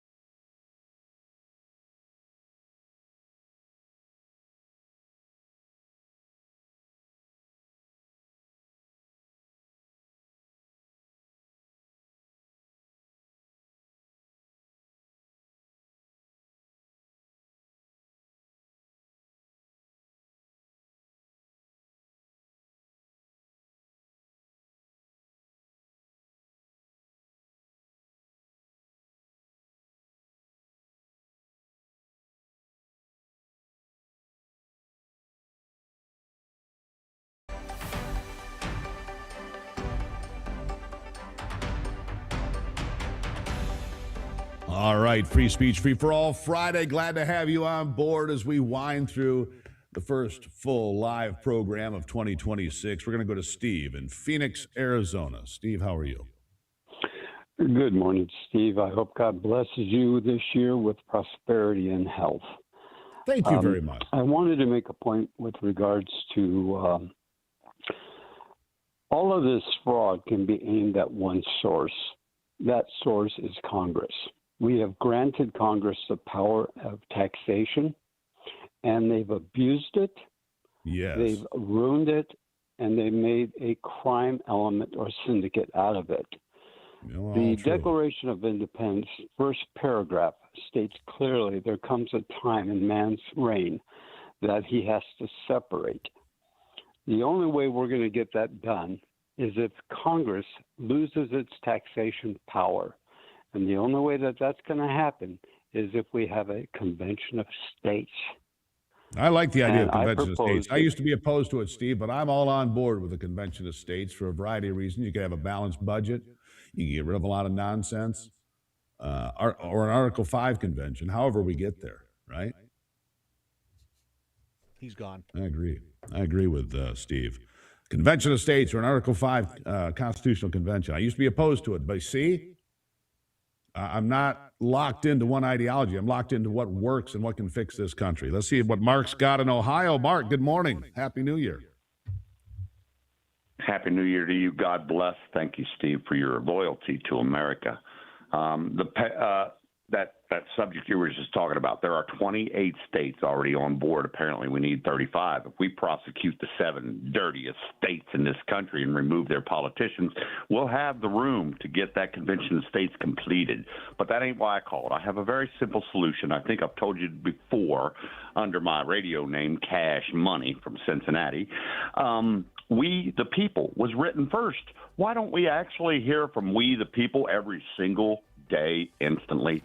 I don't want to hear it can't be done. We can do anything we want to do. And if we are questioned every day for our opinions, we could make the rules, and they wouldn't make the rules to deviate their game. We run this, and there's 350 million people. I got one simple rule. Put the questions to the people daily in a 24-hour period, and if 75% agree in 24 hours. Got to leave it.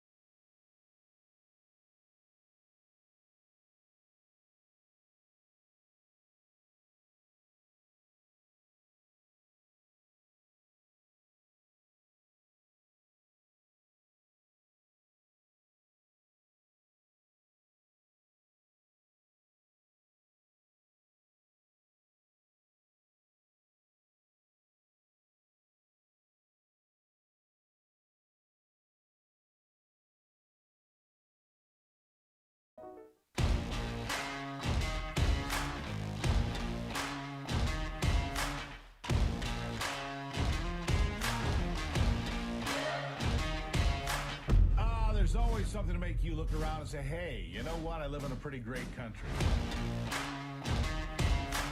President Trump is calm, on point, on his game. And unlike the last guy, he is competent and coherent. Come on, man. We're not bending the knee anymore. We're here to take a stand for God and country. This is the Steve Gruber Show. Yes, it is, and welcome to it. It's 2026. Happy New Year, my friends. We've got a lot to cover from the foxhole of freedom today, fighting for you every single day. Who's going to be in your foxhole in 2026?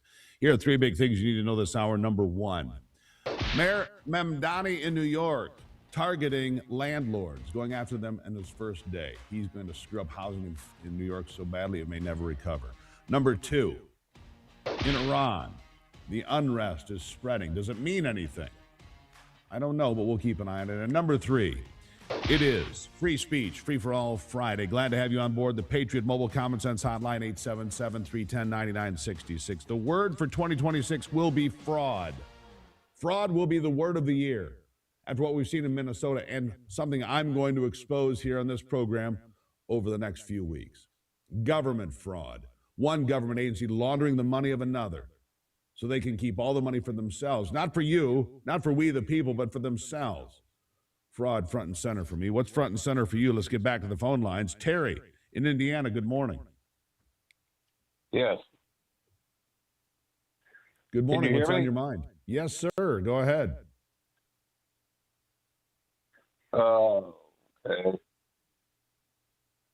All right, let's come back to Terry. Let's go to Tracy in Louisiana. Tracy, how are you today? Good morning. I guess my main concern is the accountability part of this whole situation. As a federal employee myself, I see a lack of accountability at the lowest levels. We can't even get rid of employees who do absolutely nothing in their jobs and get paid a very good salary. So I'm not exactly sure how the accountability issue is going to play out with this fraud, and it actually has me kind of fearful. I can agree with that. I mean, it's really important, Tracy. People have been ripping us off, stealing from us blind. As I heard one woman on social media say, we invite them into our house, give them a place to sleep, feed them, house them, take care of them, and then they steal from us. They take advantage of our good nature, right? Right. Well, and also they're not in line with what our present administration has as far as our federal workforce is concerned, and that's a concern for me. You have to jump through hoops to fire someone who doesn't deserve a job, and I'm still trying to wrap my head around that. I agree with you on that. And this is why Franklin Roosevelt, who I don't care for, was smart enough to understand, Tracy, that we should never have public sector unions. There's a big part of your problem. Thank you for the phone call. Greatly appreciate it. Mike is in the great state of Michigan, a place that I call home. Mike, how are you today? Hey, Steve, how's it going? Good. Happy New Year. Happy New Year to you. Thanks for representing the truth with RAV, representing Michigan. I just had a couple things I wanted to ask you. With direct access to the President Trump, a couple things some people are wondering is, why is he not cutting off the head of the snake with George Soros and his son and separating him from the United States of America? There seems to be a lot of evil money that they're trying to block for some of this evil going on. That's one of the things I wanted to ask you about, since RAV seems to have a lot of direct access with the president. Second thing is of concern is, when are they going to clean up the voter rolls in Michigan, especially before 2026? What's being done, and who's leading that charge? Nobody, because Jocelyn Benson is flouting the law, Mike. Great question, by the way. We need to clean up the voter rolls. It's required by the Michigan Constitution, and yet your Secretary of State is ignoring what is required. You know why? There's no penalty. Same reason when she sent out all those applications for mass mail-in ballots in 2020, that was not legal. But there was no penalty for violating that law. Why would you create laws that have no penalty and no way to enforce? Crazy thing, but I agree with you. We need to clean up our voter rolls. We need voter ID, which we have in Michigan, thankfully. Some states do not, but we do. A lot of work to be done, that's for sure, in 2026. All right, Terry in Indiana is back. Terry, how are you? I'm doing pretty good. First thing I want to talk about is how in the hell did they let Madani use the Quran to be sworn in? That's crazy. And then the second thing is I've been watching on YouTube all these Somalis and them driving these trucks, and they're just a bunch of dummies. You know, they don't know what the heck they're doing. I've drove trucks for 40 years, and also tour buses, and that's Las Vegas for 10 years.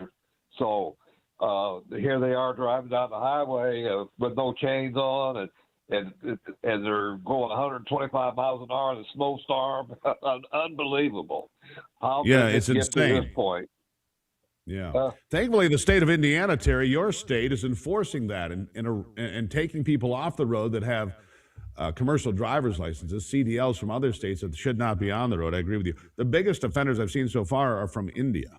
That terrible death wreck in Florida was an Indian driver, and other Indian drivers. But the fact of the matter, it doesn't matter where they come from.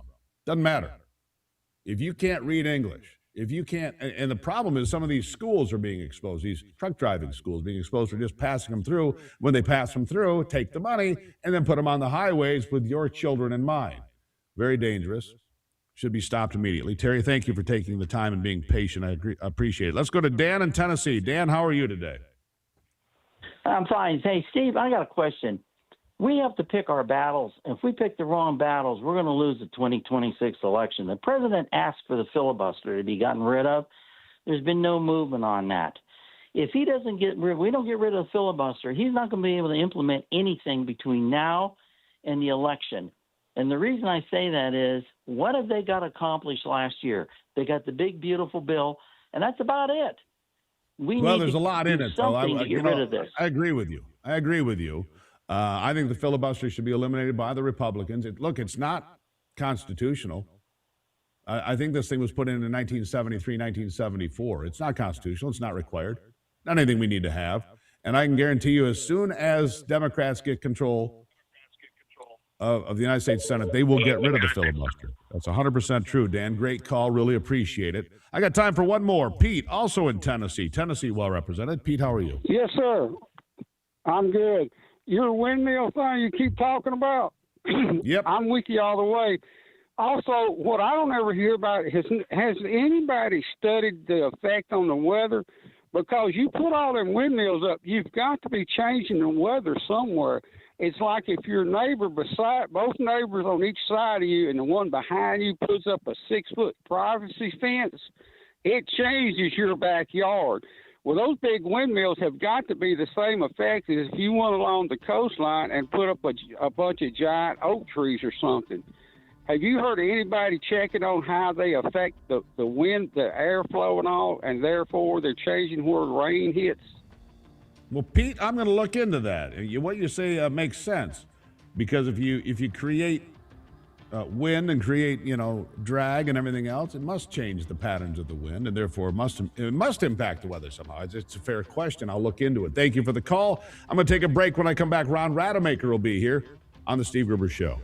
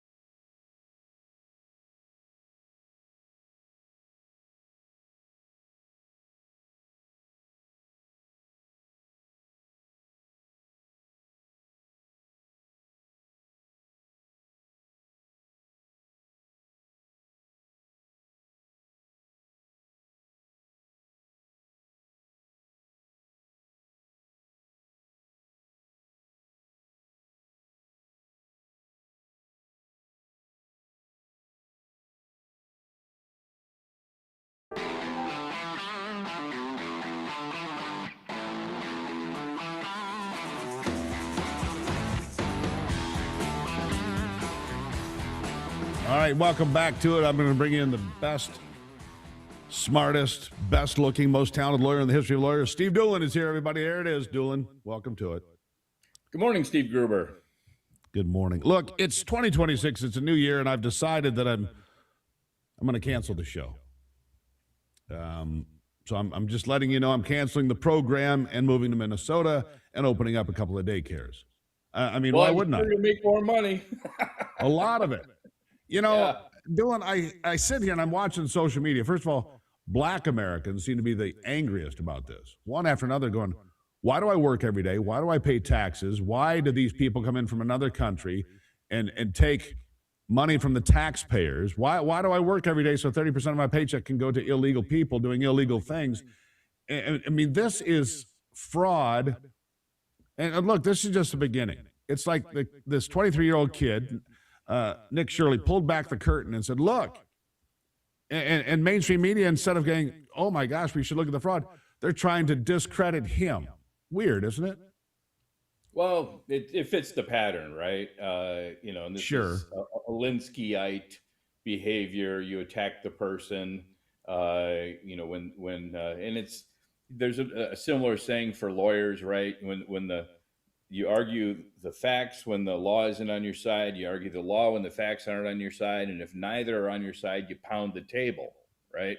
That's just kind of law school 101 stuff. And this is just a broader version of that, which is challenge the messenger, don't respond to the facts in this case. And this is just a clear example. I mean, we've all known for, my entire lifetime and yours that there was waste, fraud, and abuse going on. I mean, Al Gore famously went on David Letterman, 30 years ago, talking about the $100 hammers and the $80 ashtrays in the Department of Defense. In fact, they made fun of it in Independence Day, the movie. Jeff Goldblum's character's father said, you don't think they really paid $800 for a toilet seat, and that's how they funded Area 51, right?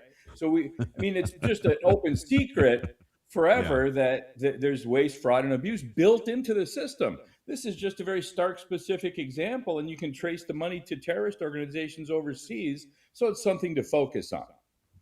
Yeah, trace that money to terrorist organizations, Al-Shabaab specifically, in Somalia, being funded by our taxpayer dollars. But this is a group effort, and that's why I asked you just before we came on about RICO statutes. I don't know about organized crime statutes. I've never been in organized crime. I've never even been in disorganized crime to speak of. But the fact of the matter is this is an ongoing effort with a specific group of people. Now, it's not specifically only Somalians, but when 87 indictments are handed down and 78 of those indictments go to Somalians, well, you can see a pattern. Is this organized crime by definition? It does fit the general structure of the statute. Now, there has to be investigation and specifics for an actual indictment. However, some examples, I pulled up the list here while we were talking right before. Extortion, arson, robbery, bribery, those all make sense. But bribery and fraud are two of the predicates for the racketeering, influence, corrupt organization statute. That's what we mean by RICO. And two offenses over 10 years by either a specific organization, a formal organization such as a union, for example, or an informal organization that's clearly operating in concert, right? So we've got here, at least, these reports point to the fraud part of it for sure, probably some bribery, but you need very specific instances of these predicate offenses. That's why in all the mafia movies and the mafia documentaries, you've got federal agents recording conversations and looking at emails and getting very specific. But that's how they do a RICO case. They have predicate offenses that fit into this list, and then they show the frequency in the same group of people, and that's enough to bring in the extra charge of this the idea of RICO. It's a pattern of racketeering activity. A pattern, and so this would qualify, I would think. I mean, sure, how could it? Now, I don't know what the charges are going to be, but here's what I do know. I heard Marco Rubio say, "Look, if we find that we invited people into this country, regardless of where they're from, and they came here and they committed fraud against the American people and the American taxpayer, we're going to denaturalize them and send them back to wherever it is they came from. What do you think about that? Well, I think that's a great idea. I mean, it's cheaper than putting them in prison here. Amen. And you break up the organization and you effectively remove the bad actors from the system, from the situation. And of course, I'm sure we're all having the same thought, which is tip of the iceberg. So there's enough here to keep federal prosecutors busy for a long, long time. Yeah, a long, long time. And here's what I, suggested by some people. I'll give you the last word on this. What about strike forces? Groups of federal investigators that will just go to Minneapolis or Cleveland or Columbus or wherever and ferret out this fraud and be right on it and not have to worry about a YouTuber, but get right to the facts. Last word to you. Well, generally, when we say strike force or task force, we mean cooperating law enforcement across agencies, but it doesn't even have to be across agencies. Sometimes a task force is purely within the FBI, for example. So it's sort of a general term that just means you've got specific law enforcement officers and agents working together for a specific purpose. So yeah, this certainly seems an appropriate place for that too. It does. Doolin, Happy New Year, my friend. I look forward to an interesting year, to say the least. It's the old Chinese curse. I'm looking forward to watching it with you, Gruber. Good to live in interesting times, and I'll need a good attorney. That's why I have Doolin on speed dial. All right, Doolin. We'll talk soon. Thanks, Gruber. Yeah. Always have a good attorney on speed dial, if you're Gruber, that is. We got a couple of phone calls still. You can join the fun, 877-310-9966. That is the Patriot Mobile Common Sense Hotline. We'll be back.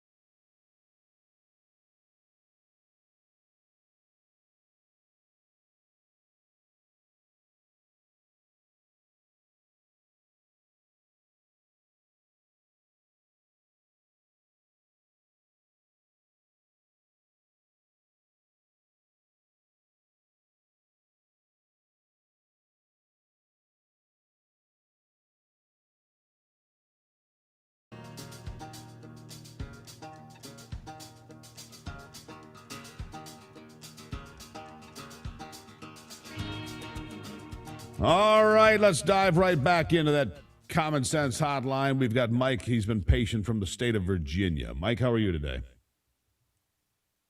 I'm good. Happy New Year, Steve. Thanks for taking my call. Happy New Year. Glad to have you here. What's on your mind, my friend? I just got to say I'm sick and tired of hearing that I live on stolen land. If the United States is the most settled country, I don't know what is. Yeah, stolen land. Yeah, well, if that's true, then everybody in the world lives on stolen land, one way or the other. That's the way that exactly. is. I mean, and I think that's cute. Unless the Democrats are going to give their land back to the Oglala Sioux or the Cherokee or whoever, then shush. Stop it. I completely agree with you. And how do you immigrate to a land that's been stolen? Doesn't that mean we don't have to recognize your naturalization here? We can just kick you off our stolen land? Yeah, you would think. Yeah. I mean, are we giving America back to the tribes? No. So when they do that, it's virtue signaling in the worst way. I'm on stolen land. Okay. And that's the same. It's so disingenuous. It's the same as I believe in climate change as you get into your car and drive wherever, or in your G20 Gulfstream and fly away into the, John Kerry's too busy to take commercial jets, but he's out there fighting for climate change. I mean, come on. These people are just Yeah, the liars. tension between Mike. energy production and environmentalism is what's gotten us in this big trouble in the first place. It's like Elon is big on solar, but he's not big on wind, but he's big on batteries. But, was it 2 weeks ago I asked you about fusion energy and Trump's investment in Tri-Alpha Energy. Yep. And where we're going with that is a big disclosure issue. Is it going to happen this year that we have supplanted fission with fusion? Has that happened? Is that happening? And still I do not know. There's been no updates on that. My great call. Always appreciate talking to you, my friend. Have a happy new year. I got to hit a break. But fusion creates more energy. My understanding, I'm no nuclear scientist, but that's my understanding. It's more efficient, more effective, and it's a lot more effective than windmills and solar panels. It's 20 degrees and snowing to beat hell where I am, right? How do you think those solar panels are doing right now? Right. Where is Ron Rademacher? Let's cue him up and see if we can find him yet today. It's the Steve Gruber Show. I'll be right back.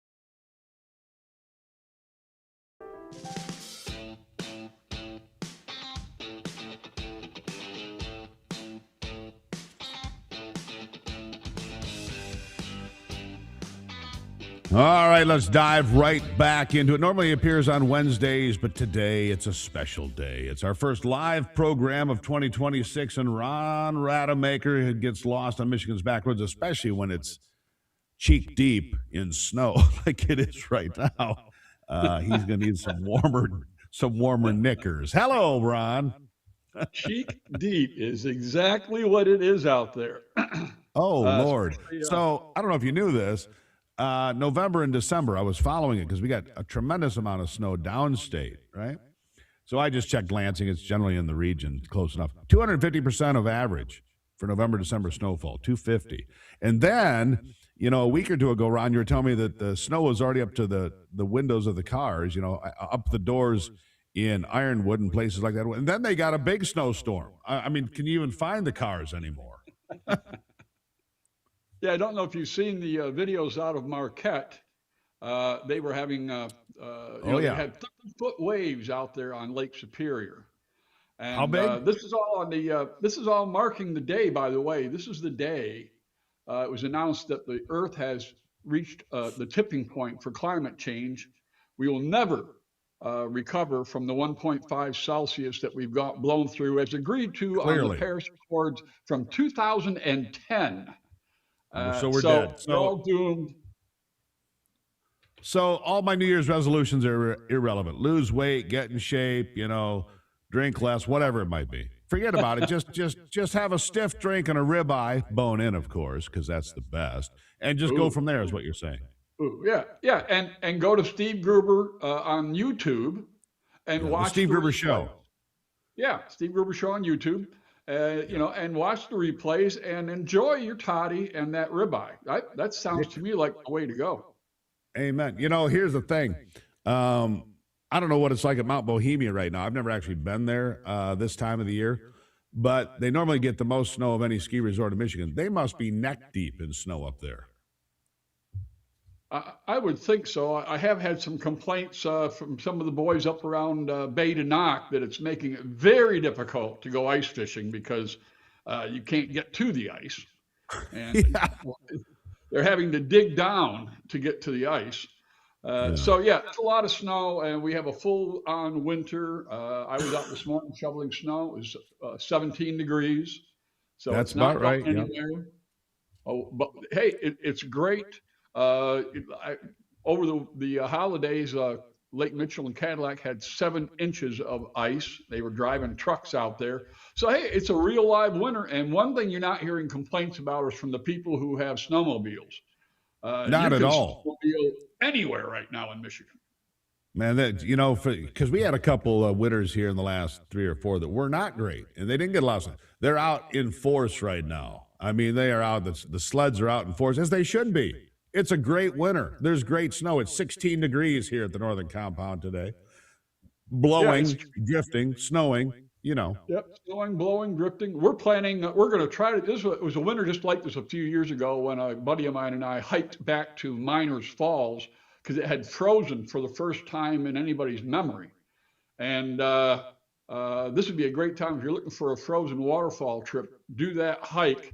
Be aware that if you don't have 4-wheel drive, you can end up like us and end up with a 9-mile hike to get to it. So take snowshoes. But this is a real live winter, and there's some fantastic hikes through the winter snows. We're also planning on going out to Pigeon River Wilderness. They have just opened up 8,800 acres that have not been available for the last 100 years. I don't know if you'd heard that or not. I did. It's been a big hunting. Was it Black River resort. Ranch? Was that what it was? Yep. Black River. Yeah. So some good trips going on out there in the winter. If you are prepared, make sure that you know what you're doing. Take your equipment, dress properly. Let people know where you're going in case you get caught, because you can get stuck easily.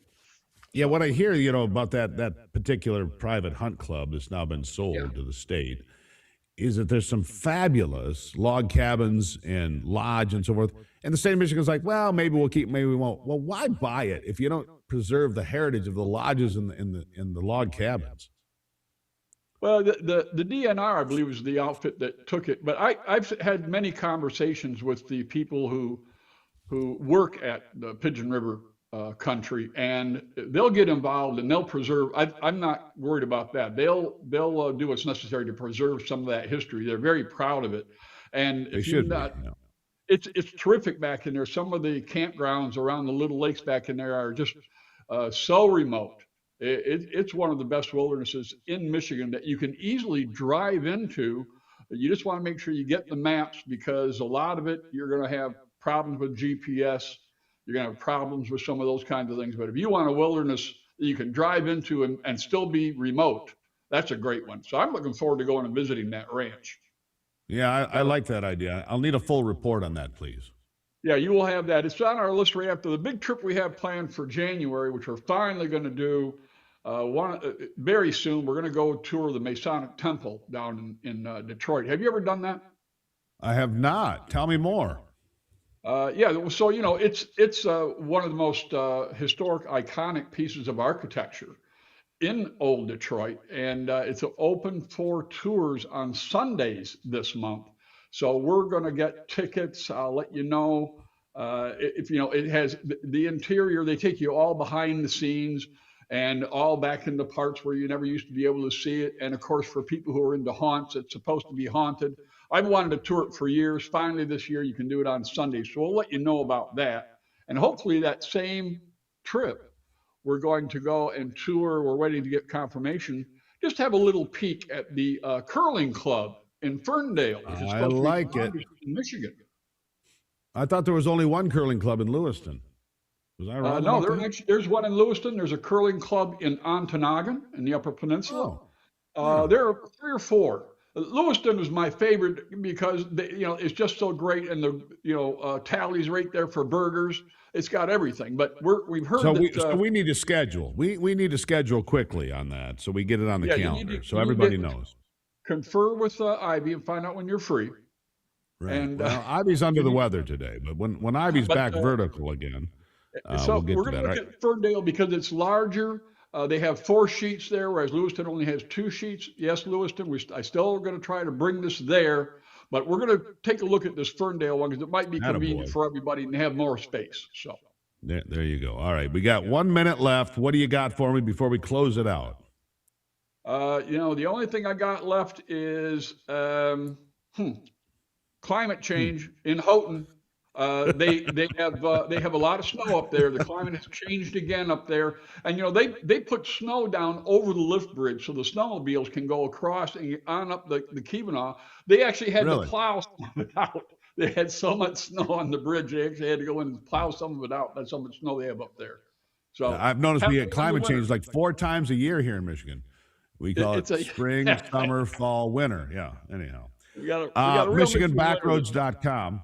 MichiganBackroads.com. You can find out more. And Ron wanted me to let you know that it is the Steve Gruber Show on YouTube, so you can see all the best of Ron Rademacher. Doesn't care about me. The best of Ron Rademacher. The Steve Gruber Show on YouTube. All the clips are there because Anthony does a great job of getting them there. Ron, Happy New Year. Happy New Year to you, Steve, and tell Ivy we hope she's feeling better. We're going to go. I'm going to play nursemaid when I'm done here. All right. Thank you, Ron. We'll take a break and wrap up something really interesting from CBS News I want to share with you after the break here on the Steve Gruber Show.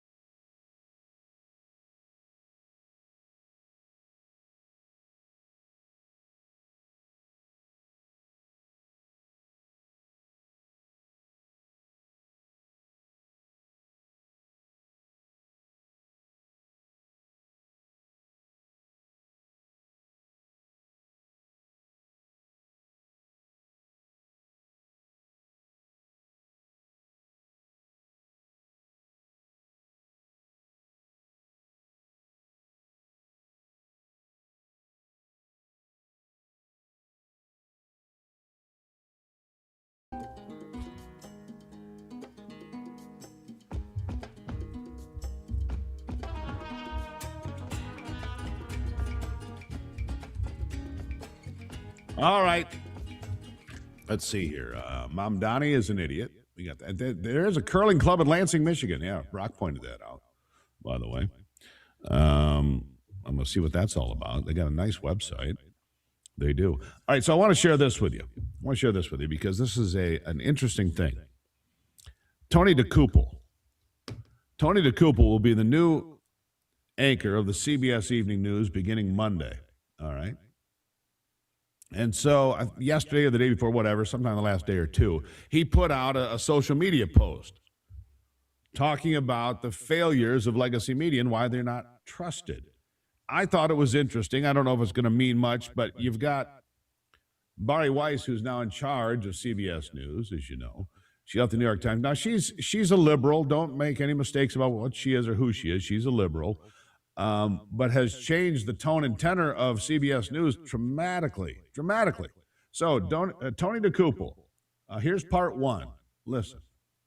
A lot has changed since the first person sat in this chair, but for me, the biggest difference is people do not trust us like they used to. And it's not just us, it's all of legacy media.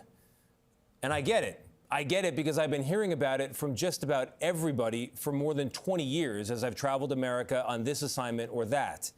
My mom's neighbors in West Virginia, my own neighbors in New York City, thousands and thousands of conversations in between. Sometimes people want to talk to me about our coverage of NAFTA or the Iraq War. Other times it's all about Hillary Clinton's emails or Russiagate. Or more recently, COVID lockdowns, Hunter Biden's laptop, or the president's fitness for office. The point is, on too many stories, the press has missed the story because we've taken into account the perspective of advocates and not the average American. And not the average American. Well, he's very right. And then he said this. So here's my promise to you today and every time you see me in this chair. You come first, not advertisers, not politicians, not corporate interests. And yes, that does include the corporate owners of CBS. I report for you, which means I tell you what I know, when I know it, and how I know it. And when I get it wrong, I'll tell you that too. It also means I'm going to talk to everybody and hold everyone in public life to the very same standard. After all, I became a journalist to talk to people. I love talking to people about what works in this country, what doesn't, and not only what should change, but the good ideas that should never change. I think telling the truth is one of them. I'm Tony DeCouple, the anchor of the CBS Evening News. Hold me to it. Hold me to it. Oh, don't worry, Tony. I'm going to hold you to it. I mean, it's a nice speech and all. But is it to be trusted? I don't know. We'll find out. And here's why. The corporate media has lied to us for so many years about so many things it's hard to keep track of. Trust the science, they say. The vaccine's safe and effective, they said. Hunter's laptop, that's a Russian interference deal. Anyhow, so here's something, and Epstein, Donald Trump is tied to Jeffrey Epstein. Well, not exactly. In fact, not at all. And I want to jump to bite 3 here, Anthony. Here's what CNN had to painfully admit the truth here just a couple of days ago. While you were celebrating New Year's, CNN was being forced to tell the truth about Donald Trump and his relationship with Jeffrey Epstein, which was severed in 2003. Here's Abby Phillip on CNN. Listen. Breaking news, the Wall Street Journal is out with a new report describing the fallout between President Trump and Jeffrey Epstein. The Journal reports that a spa worker from Mar-a-Lago often made house calls to Jeffrey Epstein's home 2 miles away. But those house calls, quote, came to a halt in 2003 after an 18-year-old beautician returned to the club from a house call to Epstein and reported to managers that he had pressured her for sex. The HR manager faxed Trump a letter suggesting that the club ban Epstein, and Trump agreed, which does mirror the president's own public comments about why he cut ties with Epstein. The White House is responding to the Wall Street Journal, writing, "No matter how many times this story is told and retold, the truth remains President Trump did nothing wrong, and he kicked Jeffrey Epstein out of Mar-a-Lago for being a creep." He cut ties with Jeffrey Epstein long before Epstein became a convicted sex offender. A lot of Democrats didn't, and it is corroborated by the Wall Street Journal tonight. And there you have it. The truth is making its way to the surface again and again and again. And yet, you've got these Democrats out there and some of these legacy media folks running around. Well, Donald Trump was connected. No, he wasn't. He was not connected to Epstein. He severed ties when he was made aware that an 18-year-old employee of his was being coerced into sexual activity with Jeffrey Epstein during private sessions at Epstein's house a couple of miles away from Mar-a-Lago. You see, the truth is important. And the truth will be first and foremost in 2026. For me, for this program, it's interesting that Tony DeCouple has to come out and say, I'm going to tell you the truth. I've always told you the truth. I've always told you the truth. I tell you what I believe, why I believe it, and where it came from. You didn't need an explanation or clarification from me or from the people that work on my program. We strive to find the truth. We strive to dig a little bit deeper, to expose what we know and why we know it. And yes, I do tell you when I'm wrong. I don't have to come out and give you some grand declaration. That's what we do. It's how we run our operation. If we're wrong, we say so. See, I got that one wrong. It's kind of the way you earn trust, by being forthcoming and being honest. Honesty and integrity is what legacy media has lost for decades now. Decades. Yeah. Hunter Biden, that's a Russian hoax. Joe Biden, he's in perfect health. He's spry. It's going to be a fun year. Final thoughts on this program as we enter the first weekend of 2026, right after this.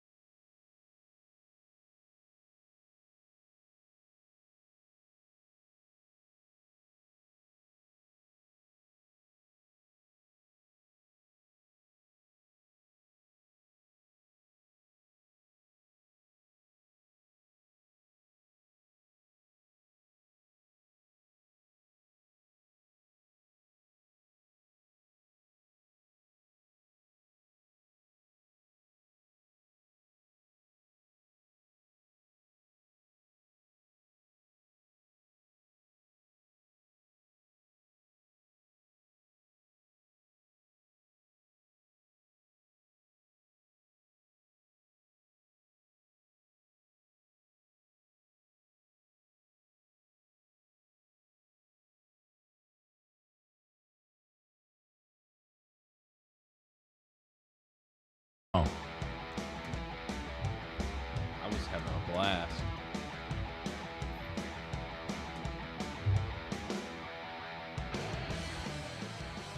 All right, as we wrap up this program for today, good seeing you here today. We appreciate your support through all of 2025.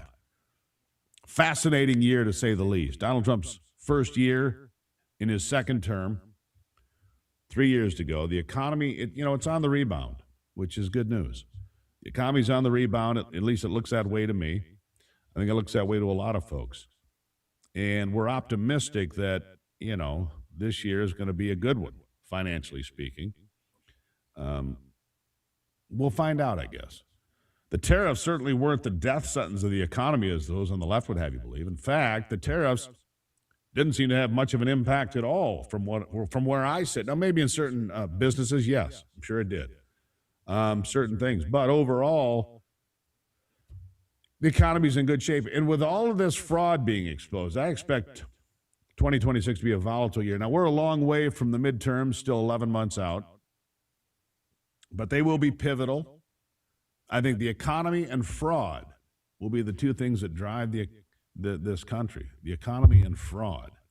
We're going to see the Dow at 50,000. I'm almost certain of it. It's been over 48,000 for a bit. Hasn't quite hit 50,000, but I think it will.